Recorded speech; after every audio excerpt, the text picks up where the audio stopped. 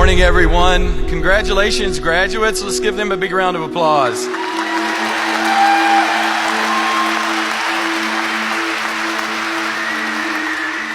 It's my pleasure today to provide an introduction to today's speaker, Ashraf Habibullah. Many students, when they graduate, sometimes they forget the commencement speaker. I don't think that will be the case today. Ashraf is a structural engineer and is president and CEO of Computers and Structures Incorporated, which he founded in 1975. Today, CSI is recognized globally as the pioneering leader in the development of software tools for structural and earthquake engineering. The software is used by thousands of engineering firms in over 160 countries for the design of landmark projects such as the Freedom Tower in New York City, the Burj Khalifa Tower in Dubai, and the Bird's Nest Stadium in Beijing. Today, the skyline of every major modern city in the world is defined by structures that have been designed using Ashraf's software. He has a passion for the arts and social causes. He is co-founder of the critically acclaimed Diablo Ballet and the founder of the Engineers Alliance for the Arts, an organization that involves school children with technology, focusing on the artistic aspects of bridge engineering. He regularly donates his money and time as a speaker to support humanitarian organizations, hospitals, and educational institutions worldwide. Ashraf has donated software to thousands of universities to ensure that the technology necessary to produce seismically sound structures reaches everyone. And Ashraf has also supported our students and labs here at Cal Poly. Ashraf has a deep personal interest in the study of human psychology and human behavior and how they can be leveraged to help people from all walks of life reach their maximum potential. Would you join me in welcoming Ashraf to the podium?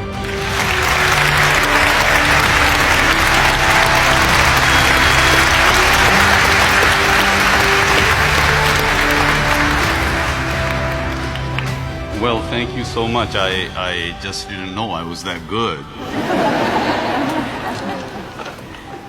I just have to tell you, I love Cal Poly. I mean, I have friends here that are students. I have friends that have graduated from here to become amazing young professionals. And I have friends that graduated literally 40 years ago. And I have so many incredible stories. But those are for another time. Today, this day is about you, to celebrate you. And you know what? The reason I'm so excited to be here is because in the fall of 1969, I was sitting where you are. So that was exactly 50 years ago, you know? So I'm here to celebrate with you guys. And I remember those days. I remember that day vividly like it was yesterday. And you are going to remember this forever. The feeling, the accomplishment, and the relief. You know, the fact that this phase is behind you. You know, I remember all of that. But you know, one thing I really don't remember. Who was my keynote speaker? You know, I really don't remember that. So I want to make sure that that doesn't happen to you. And you know what? They make me wear this thing. They say I need to look respectable. Well, you know, I'm here to celebrate with you guys. Why do I have to look respectable? You know? So I'm going to take this thing off.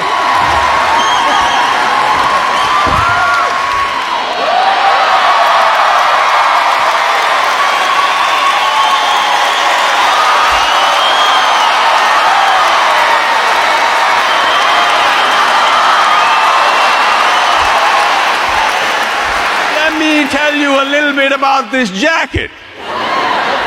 You see, I think every keynote speaker needs to have a jacket like this. Because you know, when you come to a commencement and you wear a jacket like this, you can basically say anything you want to. Because nobody's listening. They focus on the jacket. And of course, you get invited everywhere, and they never forget you. Try taking this thing through security with them wires and them batteries. You know, they actually make me take it out of the bag and wear it.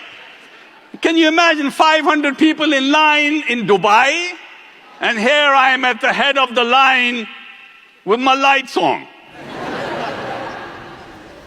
All kidding aside, you know, I came to America, this is also 50 years ago. December 8th, 1969 is when I landed in this incredible land from Pakistan.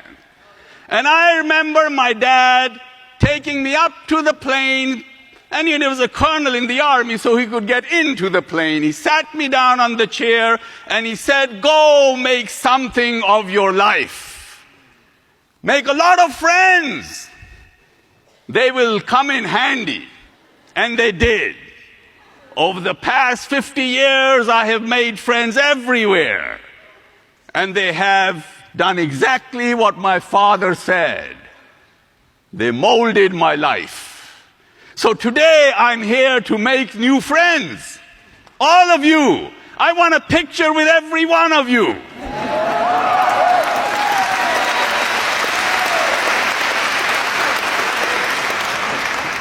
I was thinking, what should I really talk about? Then it occurred to me that students are usually broke. All 4 years they struggle for money. So I thought maybe that's a good topic, because I really want all of you to be rich. So I thought I'd start with that. There's a research report out there which says that only 15% of your financial success is based upon your technical knowledge or basically the stuff you learn in school. You know, you'll make a good living. But if you learn the other 85%, which they say is based upon what they call human engineering, you can raise your income 700%. So I thought maybe today we'd talk a little bit about human engineering, what it is. It's basically your ability to lead people, to create paths for them so they follow you and become better. It's your ability to inspire them, to make them do things that maybe they never did before. And it's your ability to have influence over them, so that they will do things for you that you want them to do, without you even asking them to do it. How amazing is that? And when you learn about human psychology and human chemistry, you will learn something amazing. And that is that human beings are created for one and one only solitary reason. Well, there's actually two, but this is one of them. And that is that you are created for making the life of another human being better.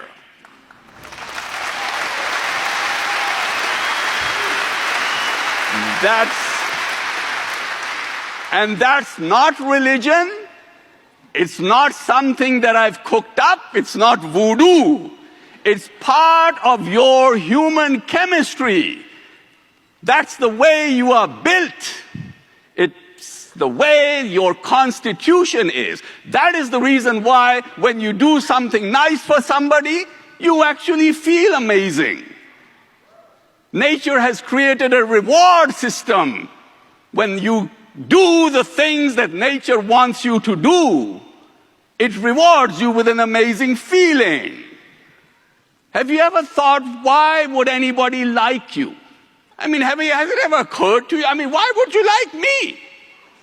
Because of my lighted jacket? Or my Madonna hat? How about them Madonna boots? No. People like you for only one reason, and you learn this, and it's best that you learn it when you're young. It will serve you well. People like you for only one reason, and that one solitary reason is how they feel about themselves when they are in your presence. That's what makes them like you.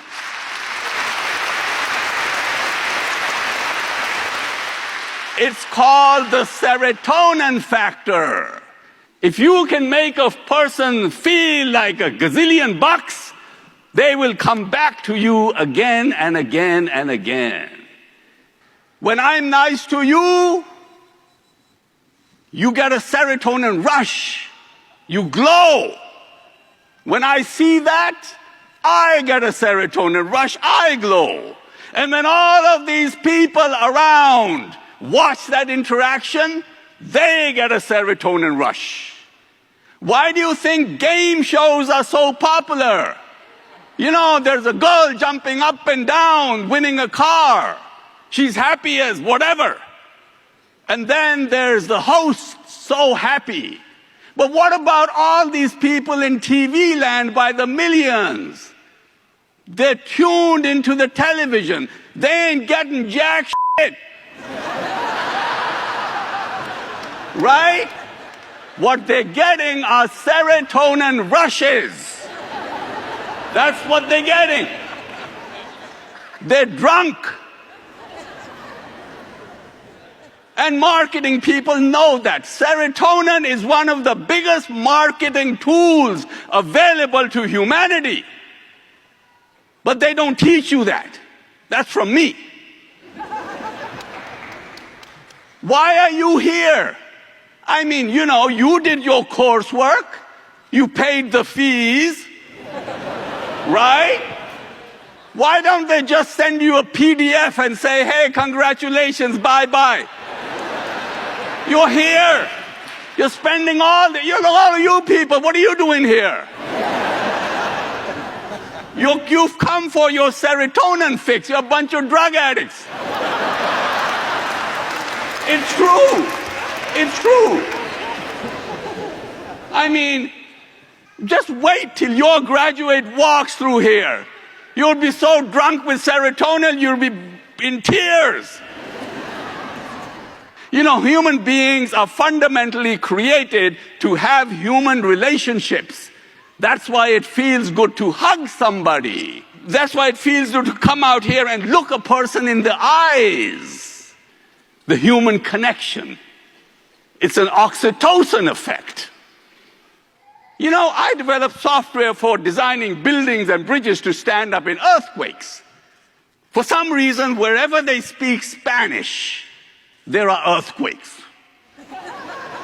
Now, maybe it's their amazing people that they are, their warmth, the fact that they know how to celebrate life.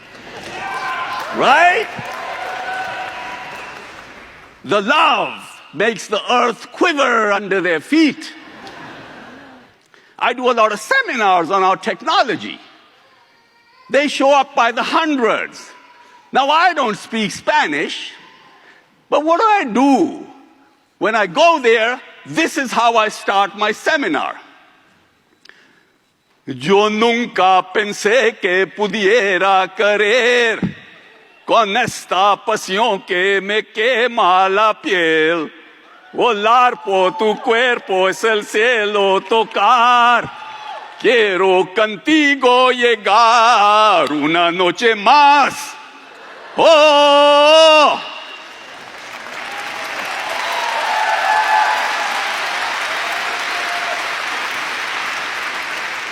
Now, I haven't the foggiest idea what that means. Because I don't speak Spanish. But what does it do to an audience that speaks Spanish? 2,000 of them. It connects you with them. It gives them an oxytocin rush, makes them feel amazing about themselves. And what does that do? That bonds them with you. From that point onward, you can do no wrong. So learn about human psychology and human chemistry. It'll serve you well. It'll make you rich. You know, when you have amazing instructors like you have at this university, they don't just teach you. Implicitly, they instill into you a willingness to learn. And that stays with you. Psychologists will tell you, you don't learn by being taught. You don't learn by being told. You learn by absorbing the environment that you are in. So even after you leave the university, all through your life, you are like this information sponge. You look at something and you want to learn it. The other thing that you learn, without even knowing it, is to be able to think logically. So you can figure out stuff for yourself. You know, one of the greatest things that I learned without even knowing it in college is my friends. Just by being around them, they taught me how to live out of my comfort zone. They made me shameless. Look at this. But it has served me well. So living out of your comfort zone is the most important thing that you need to think about, because these are the most amazing times for you to graduate. When I came to Berkeley 50 years ago, I thought I was the most luckiest person because they had just put humanity onto the moon and computers were just getting started. Now I look at the opportunities you have today. And with the background that you've received here, you can step into any field. So try anything. Try everything. You know, the biggest tragedy in life is not death. The biggest tragedy in life is arriving at the end of your life and looking back at all of the opportunities that you missed because you were afraid to step out of your comfort zone and answer the door when opportunity knocked. At that point, you wouldn't have to worry about how you're going to die, because that thought alone will kill you. Don't let that happen to you. Try everything. Because when you try everything, you will find that passion will find you. I mean, I wanted to be a rock star. I wanted to come to America, put Elvis Presley out of business, and run away with Mary Tyler Moore. When it turned out that that probably was not going to happen, I became a structural engineer. And it's been amazing. When you try everything, eventually passion will find you. And you will end up having such an incredible job that you're willing to do it for free. How amazing is that? There will be no difference between your work and your play. Every person will be looking at you and wondering, is this sucker working or is he playing? You're actually doing both. And at that point, you would have mastered the art of living.